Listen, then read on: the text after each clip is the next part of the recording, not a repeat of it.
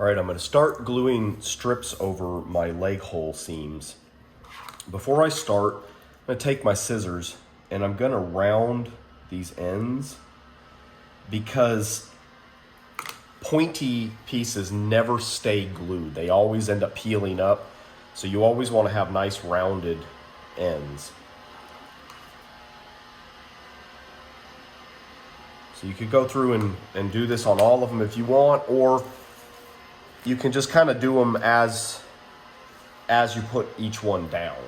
So let's go ahead and pick a spot and start gluing one of these down.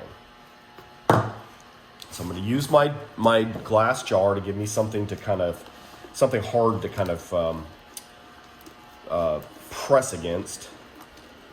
I'm going to try to kind of get the vinyl situated so there isn't too much vinyl behind it. I want to try to get as nice, flat, nice and flat as I can so that I can push down and work out bubbles and things like that. So I'm going to start kind of right down in this area. And you can I'm going to do the shiny side facing out because the rest of the material is shiny. The other side is matte. And so I'm going to put glue on the matte side. And I'm just going to do it for like the first ½ inch. Not a ton, but just enough to kind of coat it. And then I'm going to lay this down. And I want it to go straddle the seam. I want half of this strip to glue. Let's see if I can zoom the camera in real quick. So I want half of it to glue over the yellow, and I want half of it to glue over the blue. So this is gonna just try to straddle that line. I'm gonna try to maintain 50%. I don't want it to go, one side or the other. I want it to go right down the middle. And so we got the first part here kind of anchored. I'm putting some nice pressure on it. Then what we're gonna do is we're gonna work with whatever length we feel comfortable with. If it's ½ inch, I usually don't do more than a few inches on this, but what I wanna do is I've peeled it back enough to where I can see where I've glued before because I don't want a gap. This is really what gives you your seal. This original 1/8 inch does kind of seal it a bit, but it's possible that you might have a bit of a leak. So you really want to rely on doing a good job here. And I'm using the needle to kind of spread the glue.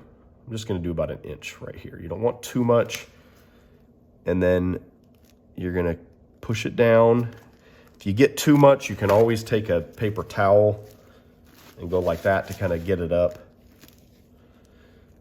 If you get it on your fingers, you want to try to get it off because if you don't, then you push down again, it's going to leave a bunch of glue bits. So this is the process.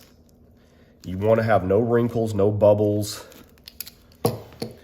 You want it to be glued edge to edge. That's really important because if an edge is loose, it can peel up over time. The glue is pretty strong, but it's not permanent. And you want enough of it, and you want it to be fairly even coated from edge to edge. And then you want it to stay straddled 50% on each side of this seam. And the idea is, if we want a good bond, we need the material to be absolutely flush. No bubbles, no wrinkles. That's how you get a good bond. So that's why the pressure and then using like the little roller, and you don't have to have a fancy roller. You could use a shot glass, or you could use, a piece of PVC pipe. There's all sorts of things. I think some vacuum attachments will work for this. Really just anything. A spice container, I've got some of those that are about the right size. A real small jar So there's different things you can use to roll with.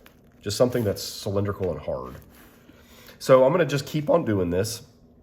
Now, one thing I'll point out is when I get down to the end, and then I glue that down, I'm gonna take, of course I'm gonna round this, but I'm gonna overlap a little bit and then keep on going. Now, one thing to point out is right here where you overlap, it has the possibility to have a leak because you kind of have like a step.